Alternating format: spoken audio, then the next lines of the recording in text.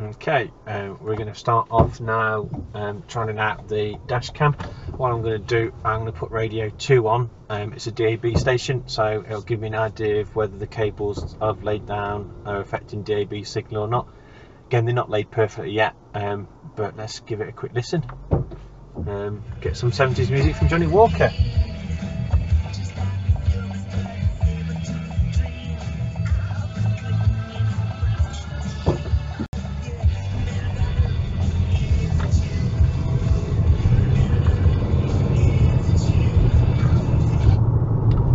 So DAB signal was perfectly fine there, no hits pops, cutting out or anything, so that's a really good indication of the cables with the bit on the end there's preventing any problems.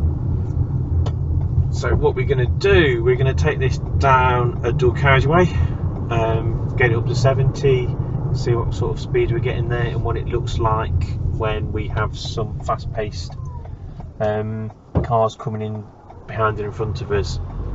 And then we'll try some more local roads with a little bit of speed bumps as well. On that, it's a Sunday afternoon, so maybe not so much traffic in there, but we'll see up and down the dual carriageway and what we get out of that.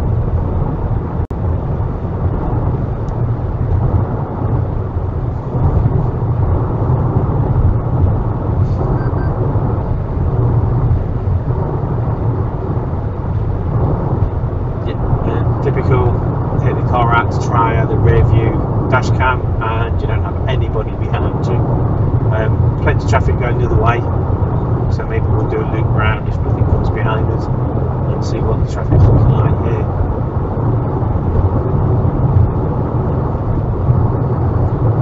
I've got the screensaver turned on the device, so I can't see anything behind it. It's one of my personal preferences. In fact, it's the only setting I've changed from the default settings is to turn the screensaver on. I did find it a little bit distracting. I'm interested to see what the view looks like out the back. I'm in a 2019 RAV4, just quite a small window at the rear, and it is a fair bit away. So this is one of the big tests for me about whether I'm going to need to go and get the rear window camera rather than the rear facing camera as a module. Probably need to make that decision before I get the hardwiring kit, otherwise that's going in twice for all the cabling and everything. But one thing that does concern me is, having read one quick review of the rear window camera, was it was affecting the DAB signal. But that could just be that particular model of car and the routing of the wires on that one. I'm hoping if I have to go that route, I can skip that here. So we're going to go around the roundabout.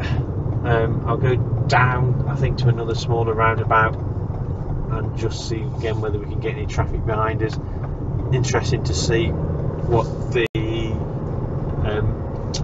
number plate recognition looks like on this, whether it's picking up number plates okay. So we've got one behind us now.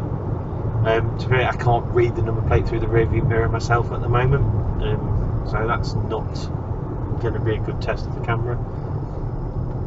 We'll slow down at the roundabout and just see if it catches up with me a little bit.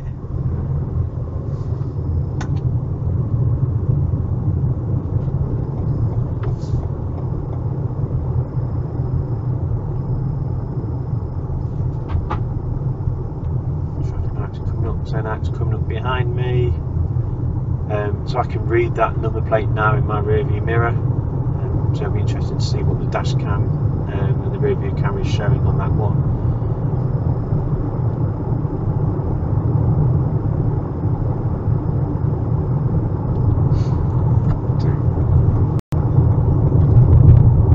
Take a right down here and turn around.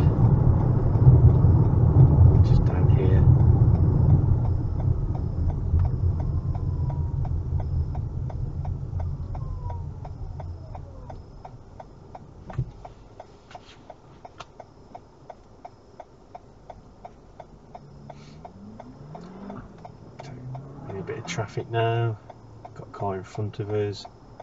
Again, number plate perfectly visible from the window, and got at least one car coming up behind us now.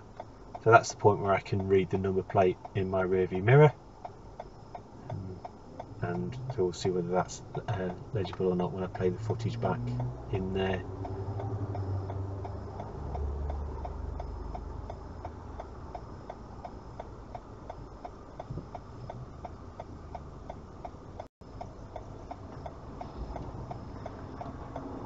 Interesting to see how the microphones are working, whether you're picking up the indicator noise in there.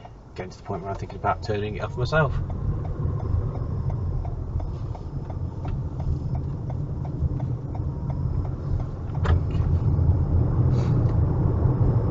So building up a bit of traffic now behind me. 1, 2, 3, 4 cars. See what they come out looking like.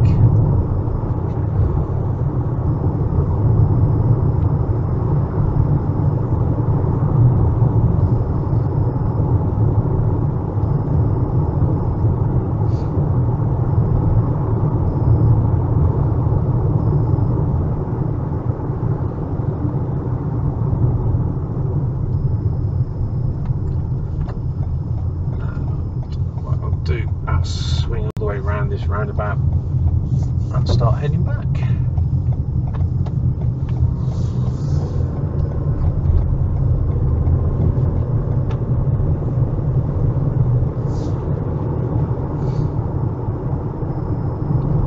Back on the same road again now.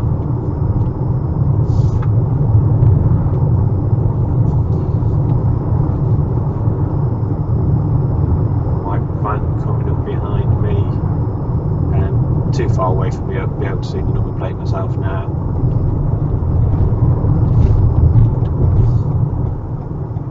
Traffic lights are red, so we'll see how well it is coming up behind me. Yep. Okay, so there is a Mitsubishi coming up behind me now. We'll have a look at that one, so I can read the number plate there, perfectly clear.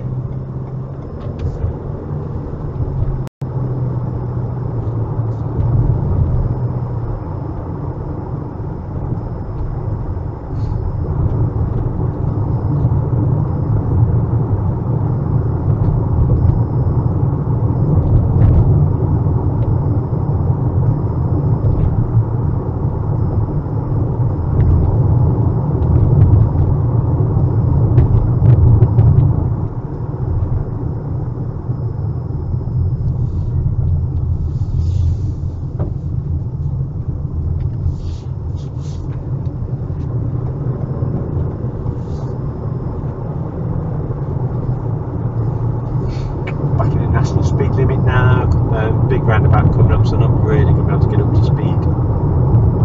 Still only one vehicle behind me, small white van, plenty of stuff in front of me. See what the front facing footage looks like. But it really would be useful to get some more traffic behind me. And back on the dual carriageway. Very busy in front of me, and one car behind me. I'll lay off the accelerator a little bit and see if I can get anything coming towards me.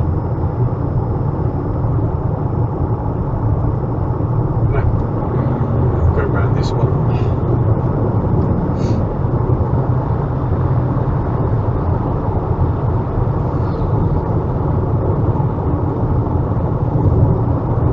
Let's see from there. So there we go. Back car behind me. Number plates just visible for me through my rearview mirror.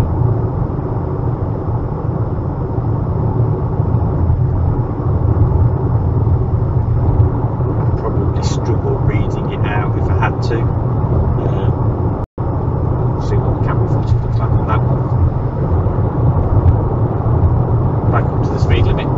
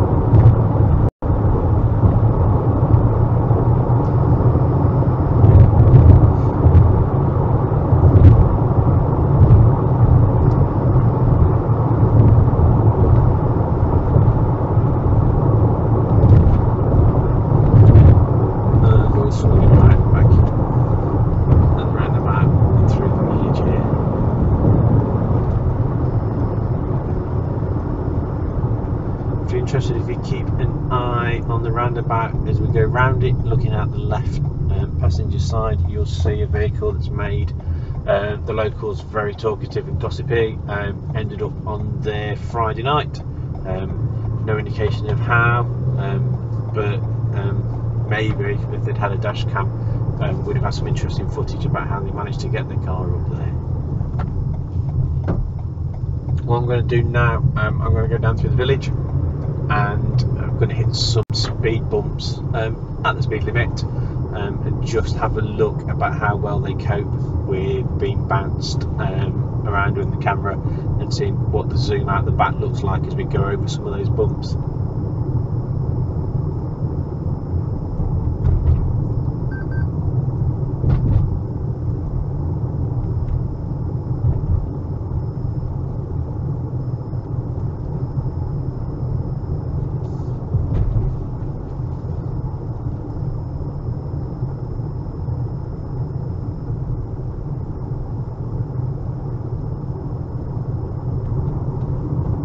I don't get any good footage from the rear camera out today. Might try and get some for my commute tomorrow, which will have plenty of traffic behind me. So there we go. Got a white car coming behind me now. Number plate's readable for me through the rear view mirror. Definitely, if I needed to, I could read that out.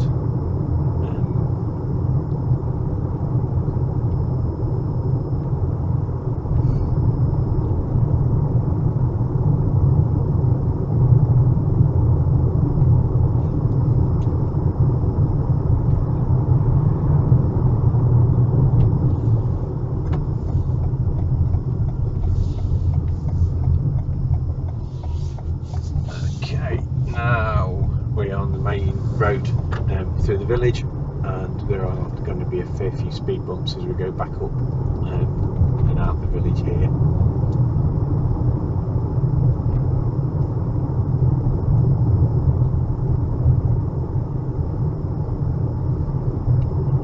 First one coming up now, so that's going in at 30 miles an hour.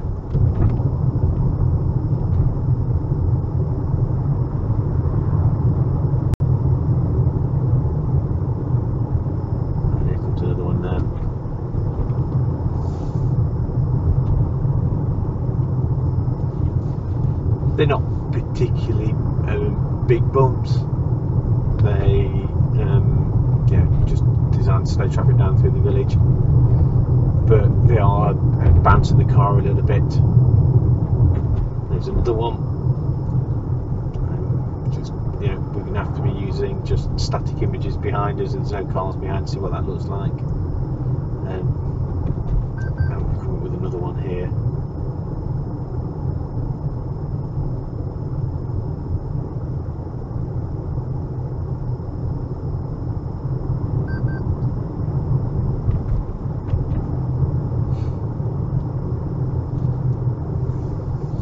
Beeping you're hearing, by the way, if you're wondering, is Toyota's lane assist. Seems to keep thinking that I'm perhaps drifting out a little bit out of the lane. Don't think I am. Footage is looking generally okay. I'll go into here. Just reverse round rather than use a little lane here. That's interesting. Now we are now going forwards on the back camera and backwards on the forward camera.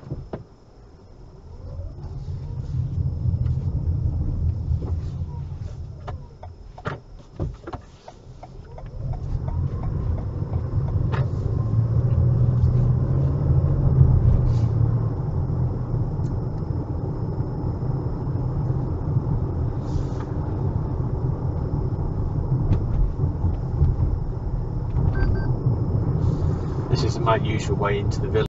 I normally go the door carriageway. I don't particularly miss these speed bumps. It's quite interesting. I'm just noticing that the lane trace assist seems to be beeping as I go up and down speed bumps. Maybe that confuses it.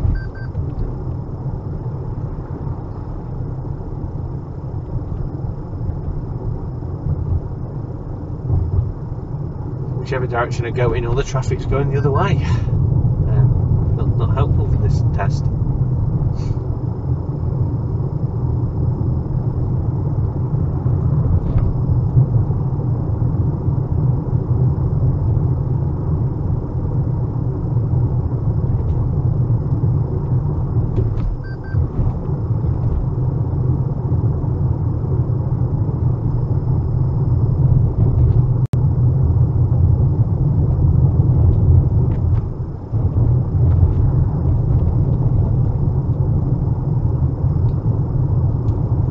Saying some of the potholes on this road, I might as well have just headed down the road normally without worrying about the speed bumps.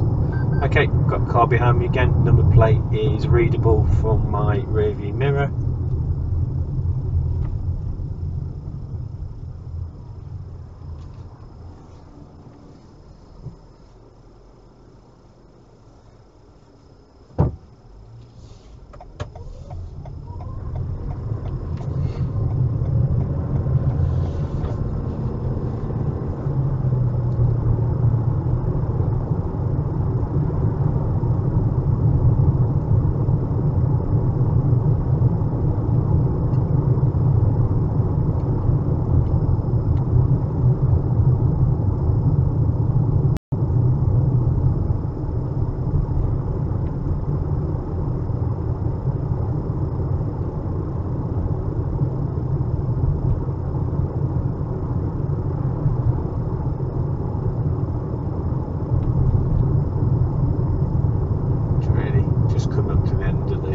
This little test now, and I'll go back, upload the footage, and we'll have a look and see what the quality of the images are at. As I said before, it's basically on default settings. The only thing I have changed is to put the screensaver on. No other changes on there. So the resolution for front and back is the default from when you first plug the rear view camera in. Okay, thank you very much everyone. I hope you found the footage from this useful.